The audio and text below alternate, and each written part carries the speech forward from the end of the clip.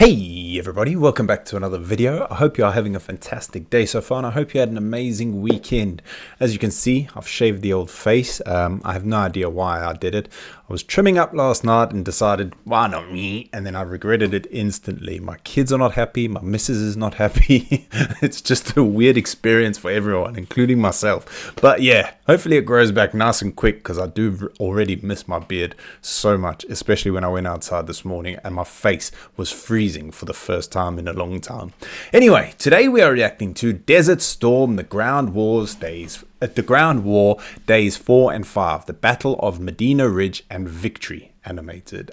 This is, I think there's two more videos after this one, and that is the whole of Desert Storm done. So we're going to be checking that out today. As usual, guys, if you guys have got any recommendations or suggestions, please let me know, because I do love doing your suggestions. Yeah, and without further ado, let's check out Desert Storm, the Ground War Days 4 and 5.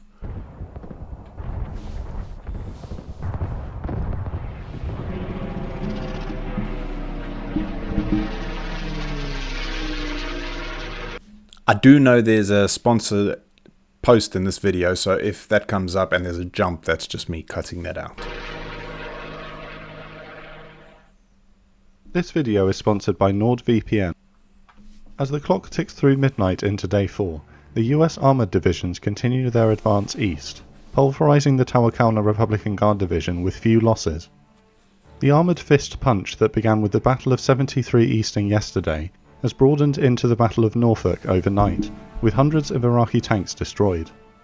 Over the hours of the early morning, the American tanks continue the tactic employed thus far, to use their superior range against the Iraqi T-72s to keep them at arm's length while destroying them.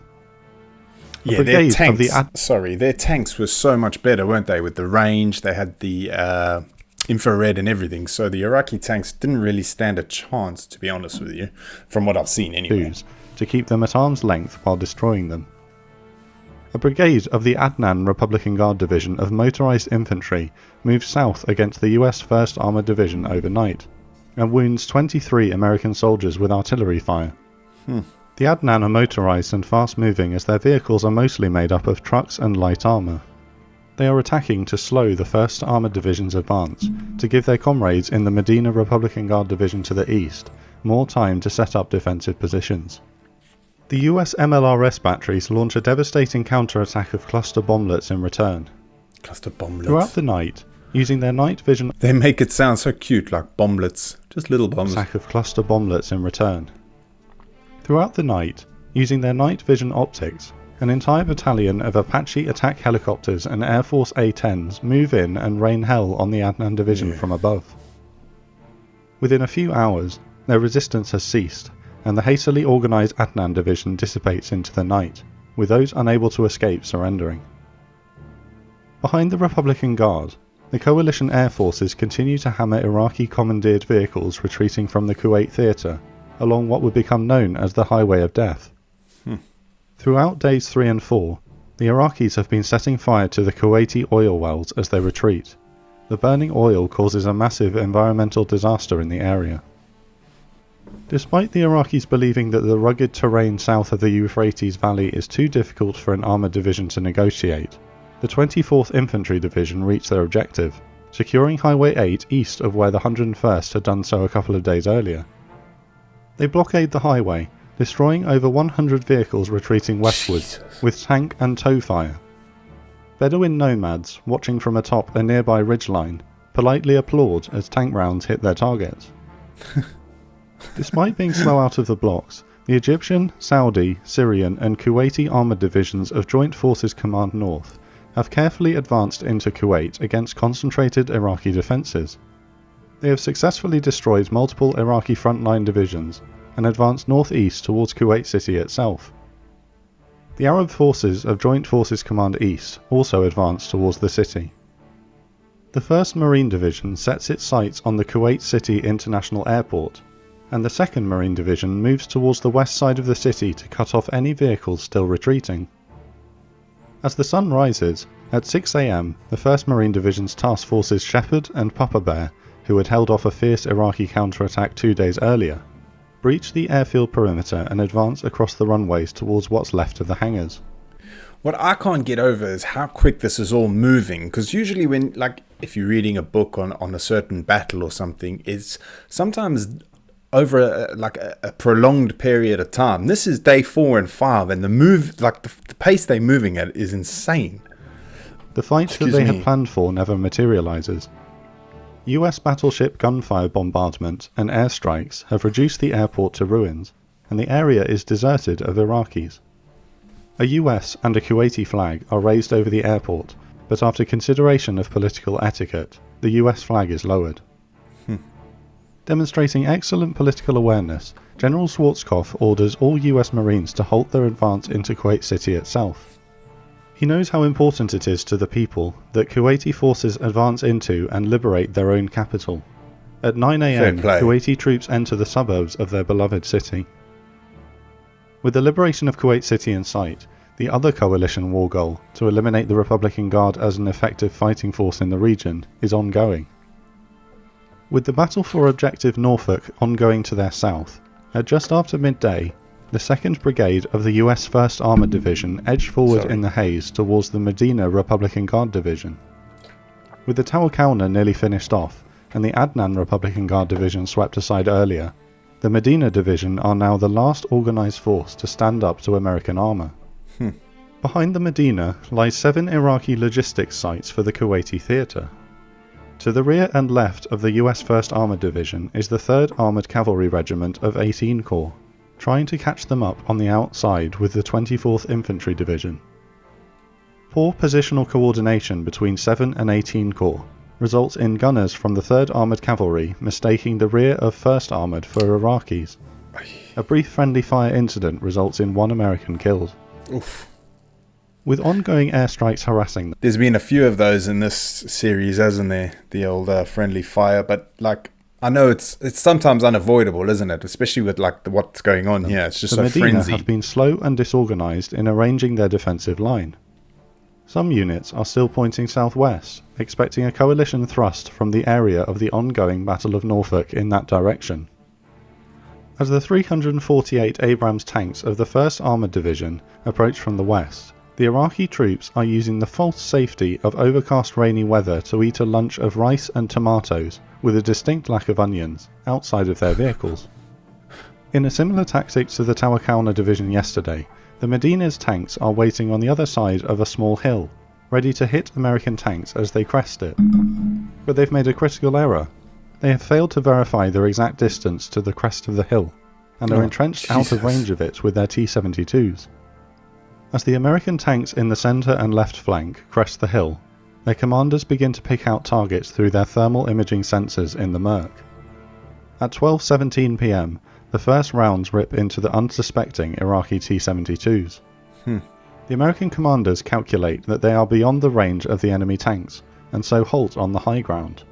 Flipping heck, that is such a major error to make, isn't it, on the Iraqis' part? It might not, like, it may seem like a simple mistake to make, but it's such a devastatingly deadly one to make at the same time. Like, you're not even within range. Their tanks helplessly return fire at the muzzle flashes in the mist, their rounds falling short of the American line. For the next 40 minutes, the engaged elements of the 1st Armoured Division simply sit there picking off Iraqi tanks and armoured vehicles with impunity. The Iraqis desperately call in artillery support, but the rounds fall behind the front line of Abrams tanks. Without any real way of knowing where the rounds are landing, the artillery continues without correction and misses. The 75th Field Artillery Brigade and the 1st and 25th Field Artillery Regiments respond. Using artillery acquisition radars, the US artillery is able to detect the firing of an Iraqi artillery piece, pinpoint its exact position, and return counter-artillery fire on it before the Iraqi round has even landed. Within just a few minutes, Sorry to pause again. It's just like, the more we get into these videos, the more we're starting to see just how advanced in comparison the Americans and their allies were. It's insane. It's artillery crazy. Battalions of the Medina Division have been wiped out, and the US artillery can focus its attention on the Iraqi armour. To their north, the 24th Infantry Division begin a similar attack on the Jabbar and Talil air bases, defended by the significantly weakened but spirited Nebuchadnezzar Republican Guard Division. 40 minutes after the battle began, the Medina's right flank has been completely destroyed, and the right flank of the American force is just beginning to smash into the Medina's left. In this sector, many Iraqi tanks are pointing southwest. The nearest tanks are destroyed before they can even rotate their turrets towards the Americans. Those that do fire back find that they are again outranged. Scrambled air power is now arriving to expedite the destruction. Apache attack helicopters come to hover just behind the front line of Abrams and Bradleys. They launch Hellfire missiles over the heads of their comrades into the enemy. A-10s also arrive overhead and pummel Iraqi vehicles just outside the range of the ground forces. In the midst of the carnage, General Franks, commander of 7 Corps, flies to visit Major General Griffith, commander of the 1st Armoured Division. However, the pilots of his helicopter get lost, and they fly over the Iraqi line. His helicopter flies from the Iraqi lines towards the US line. With his Black Hawk equipped with stub wings and external fuel tanks, in the mist they could easily have been mistaken for a similar looking Iraqi Mi-24 attack helicopter. It's a miracle that neither Iraqi nor American air defense... I thought they were going to knock him flying for a visit while there's a bloody battle going on him. The battle would become known as the Battle of Medina Ridge. It lasts just 2 hours, during which 186 Iraqi tanks and 172 armoured vehicles are destroyed. That is mental. 4 American Abrams tanks are lost. After-action reports conclude most likely to Iraqi tank fire, but that friendly fire by the Apaches can't be ruled out. After the war, Colonel Montgomery Magis, the commander of the 2nd Brigade of the 1st Armoured Division, would pay tribute to the bravery of the Medina Republican Guard Division. "These guys stayed and fought," he said. In the afternoon of day 4, it's got to be so hard to actually stay and fight when you are being completely pummeled with just speed and ferocity that it's happening. 2 hours, 186 tanks. That is mental. Tawakalna and Medina Republican Guard divisions are now effectively destroyed. The Adnan, Nebuchadnezzar and Al-4 infantry divisions are routed and retreating. The avenue to the coast is now open, and the race is on to cut off these 3 divisions and the Hammurabi Armoured Division before they can make their escape north of the Euphrates. Airstrikes involving A-10s and 4 Apache battalions of the 101st Airborne are directed against all of them to try to slow down their retreat until 7 and 18 Corps, now struggling for fuel with the very long supply routes from Saudi Arabia, can arrive to destroy them. The bombing and killing is merciless on the retreating and disorganized Iraqi forces, both in eastern Iraq and at the Highway of Death. General Schwarzkopf and President Bush in Washington agree that to continue the killing for the sake of killing risks the coalition losing moral authority on the world stage, not to mention the psychological effects on their troops in the merciless killing of those who can no longer fight back. They begin to discuss and prepare for a ceasefire. In the meantime, 7 and 18 Corps continue to chase east towards the coast, attempting to envelop enemy divisions. Further south, having completed their objectives ahead of schedule in the afternoon, 7 Corps Commander General Franks had planned for the British 1st Armoured Division to head northeast into the area of the fleeing Republican Guard. But after another friendly fire incident this morning, where gunners from the Queen's Royal Irish Hussars were wounded by tank shells of the US 1st Infantry Division, he makes a political call. More British troops have regrettably now been killed and wounded by US friendly fire than by Iraqis, and parading the British 1st Armoured in front of the exhausted 1st Infantry Division is likely to result in further tragedy. Accepting a change in orders with good humour, General Rupert Smith relays Frank's instructions to his troops. Advance east and cut off any further retreating Iraqis from Kuwait City at the coast to the north. Refusing to once again be shot at by allies, the British crews hoist Union Jacks and regimental colours atop their vehicles. Like their predecessors in North Africa, the Desert Rats race across the desert, thousands of flags fluttering in the wind.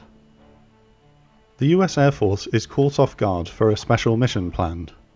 It was their intention to dispatch F-111s to Baghdad in a final attempt to kill Saddam Hussein himself, but the war is coming to an end far sooner than anticipated. On Wednesday afternoon, A C-141 delivers a pair of 4,700-pound GBU-28 bunker-busting bombs, which are swiftly loaded onto the aircraft and sent out. The GBU-28 have been crash-developed over the last 6 months. The two delivered are still warm to the touch from the molten explosive material poured in by the armourers in Florida just hours earlier. At 8 p.m, the two F-111s scream over a bunker complex northwest of Baghdad and drop their large bombs. The first misses, but the second penetrates into the underground bunker system and kills everyone inside. It turns out that Saddam was not present. While the F-111s were en route, General Schwarzkopf leaves his war room to host a press conference to the world media. For the first time, he explains the coalition's war strategy and progress up until this moment, and reports that the gates are closed to Iraqi forces retreating north. As the coalition ground forces are still racing east to try to cut them off in time, what he means is that he believes that air power alone is slowing the retreat fast enough that 7 Corps will eventually get there in time. Unfortunately, this isn't the case, and the Adnan, Nabushadnezzar and Al-4 divisions and the remnants of the Medina escape over the Euphrates throughout the night. 7 Corps continues east into the following morning, destroying straggling units, seizing logistics areas, and rounding up prisoners of war. At 8 a.m. on the 28th of February 1991, the 5th day of the ground war of Desert Storm, a cessation of hostilities order is sent to all coalition forces. The Gulf War is over.